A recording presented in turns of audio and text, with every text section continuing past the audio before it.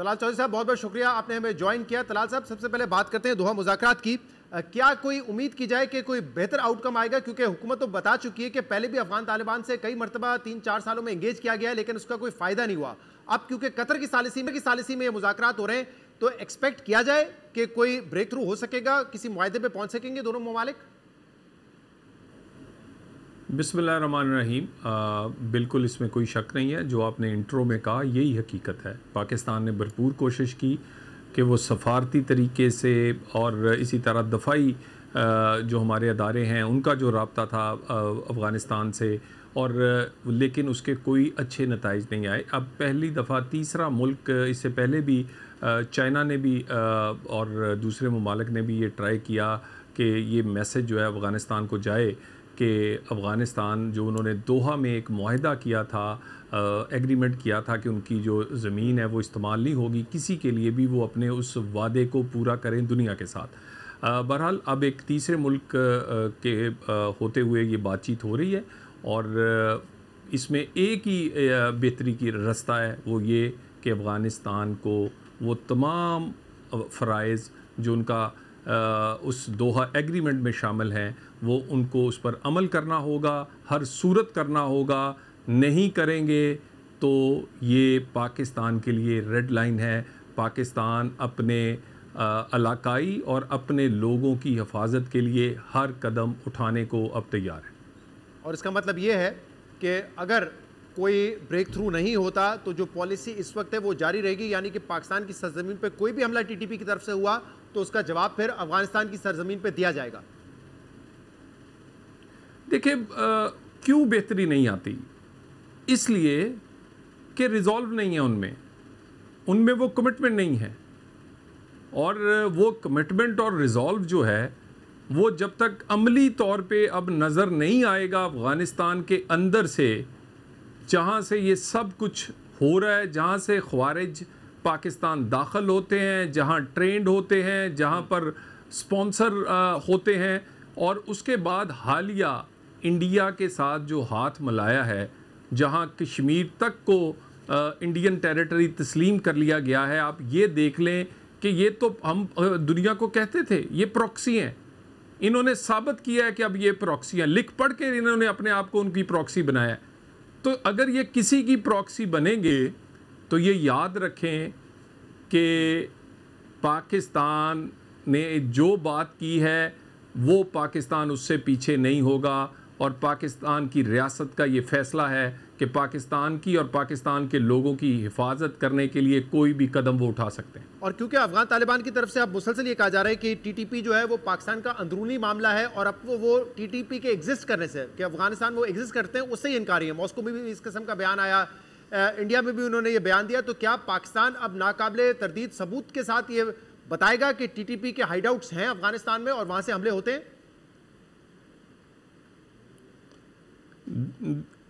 देखिए, इसमें कोई शक नहीं है कि वो जो बार बार कहते हैं कि ये पाकिस्तान का अंदरूनी मामला है। भाई, पाकिस्तान का अंदरूनी मामला होता तो ये आप ख्वारिज आपके अफ़गानिस्तान से क्यों आते हैं, ट्रेंड क्यों होते हैं? हमने तो इनके कैंप्स की निशानदेही की है, उन जगहों की निशानदेही की है, उसके बाद एक एक चीज़ की के ट्रेनिंग कैंप्स कहाँ हैं, हाइड आउट्स कहाँ हैं, दाखिल कैस कहाँ से होते हैं, और कोई एक नहीं सैकड़ों डोजियर्स जो हैं वो इन तक दिए गए हैं, सैकड़ों, 100 कई 100 में हैं वो, लेकिन उसका कोई नतीजा नहीं आया, और इनको ऐसे सबूत दिए जो नाकाबिले तरदीद हैं। कुछ देर पहले हमारा ख्वाजा आसिफ साहब से भी रब्ता हुआ, उन्होंने कहा कि मुज़ाकरात हमारे जारी हैं। अब लेट्स सी कि ये एक दौर होता है या मजीद दौर होंगे मुज़ाकरात के, और उसके बाद हम किसी नतीजे पे पहुंचते हैं। एक और मामले पे बात करते हैं, वो है टीएलपी का इशू। पंजाब हुकूमत ने 2 दिन पहले समरी अरसाल करती है वफाकी हुकूमत को, और उन्होंने रिकमेंड किया है कि टीएलपी पर पाबंदी लगाई जाए। क्या वफाकी हुकूमत कोई फैसला कर चुकी है कि क्या पाबंदी लगाई जाएगी या नहीं लगाई जाएगी? देखिए, रेफरेंस जो है वो वफाकी हुकूमत तक पहुंच गया है, और ड्यू डिलिजेंस जो है, जो बाकी उसकी तहकीकात और बाकी जो इसके कानूनी जो पेचीदगियाँ और बाकी मामलात हैं उसको इंटीरियर मिनिस्ट्री देख रही है। उसके बाद हम इसको मज़ीद आगे वफाकी हुकूमत और तक भेजेंगे। बाकी जो शवाहिद अभी तक बहुत सारे आए हैं सामने, वो किसी सियासी जमात में ये नहीं हो सकता। आप उसके कुछ तो पंजाब से आए हैं कि कितने लोग मुस्तकिल माजूर हैं, पुलिस की मैं बात कर रहा हूँ, कितने हलाक किए गए हैं, कितने गाड़ियों को जलाया गया है, कितनी सरकारी और गैर सरकारी इमलाक को निशान बनाया गया है। और इसी तरह फिर ये तमाम जो वाक़यात हैं, अगर उनकी टाइमिंग भी देखें, यानी इन लोगों ने पहला धरना जो था वो 1 मई को अनाउंस किया जब पाकिस्तान इंडिया की जंग जो थी उसका आगाज़ हो चुका था, और दूसरा इन्होंने मार्च उस वक़्त किया जब पाकिस्तान की जंग अफ़गानिस्तान के साथ हुई। और उसके अलावा फ्लड अपनी जगह पे थे। और हालांकि गज़ा में पूरी दुनिया, जिस दुनिया में मेरा मिलियन मार्च भी हुए हैं, वहाँ लोग समझते थे कि चलें ब्रेक थ्रू हुआ है, उम्मीद पैदा हुई है, मामला हल की तरफ जा रहा है। और पहली दफ़ा कोई मुस्बत इशारे मिल रहे थे कि गज़ा और फ़लस्तीन वालों को अपना वतन मिल जाएगा। लोग वहाँ जश्न मना रहे थे और यहाँ पर फसाद खड़ा किया जा रहा था।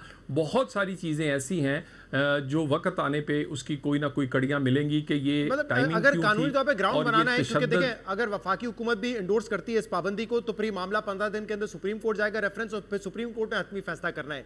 ये दलील के देखें गजा में एक जंगबंदी हो चुकी थी, उसके बाद ये मुजाहरा क्यों किया जा रहा था, इस पर तो मेरे ख्याल से उसको पाबंदी नहीं लग सकती। तो स्पेसिफिक ग्राउंड्स क्या होंगे पाबंदी के? फिर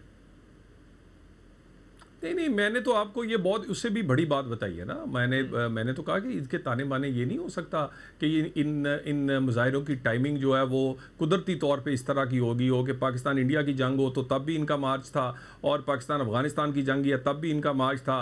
एक साइड पे टीटीपी हमारे दफाई इदारों को वहाँ पर निशाना बना रही थी, और दूसरी साइड पे ये सीधी गोलियाँ चला रहे थे, और वहाँ पर हमारे अफसरों को बख्तरबंद गाड़ियों से निकाल कर शहीद किया गया है। तो मैं आपसे ये कहना चाह रहा हूँ कि और इसके अलावा बहुत सारी ग्राउंड्स हैं, वो मैंने पहले बयान कर दी हैं कि कितने 69 ऐसे पुलिस वाले हैं जो कि मुस्तकिल माजूर हैं, उसके बाद हलाक किए गए, फिर उसके बाद कितने ज़ख्मी हैं, कितनी सरकारी और गैर सरकारी और पुलिस की गाड़ियाँ जलाई गई, इमलाक को नुकसान पहुँचाना, फिर उसके बाद इनकी तकरीरें और बहुत सारा मवाद ऐसा है जो कि इजहार राय की आज़ादी या किसी सियासी जमात के लीडर उस तरह की तकरीर या उसका लहजा और वो नहीं कर सकते, वो आपने सुनी होगी। सो बहुत सारी ऐसी चीज़ें हैं जो ये पंजाब हुकूमत ने जो भेजी हैं, मगर अभी वफाकी हुकूमत इस पे काम करेगी। सही तरह लेकिन ये बताइएगा कि हमने ये पहला मौका नहीं होगा कि वफाकी हुकूमत उन पे पाबंदी लगाएगी। 2021 में पाकिस्तान तहरीक इंसाफ की हुकूमत थी, इसी तरीके से उनके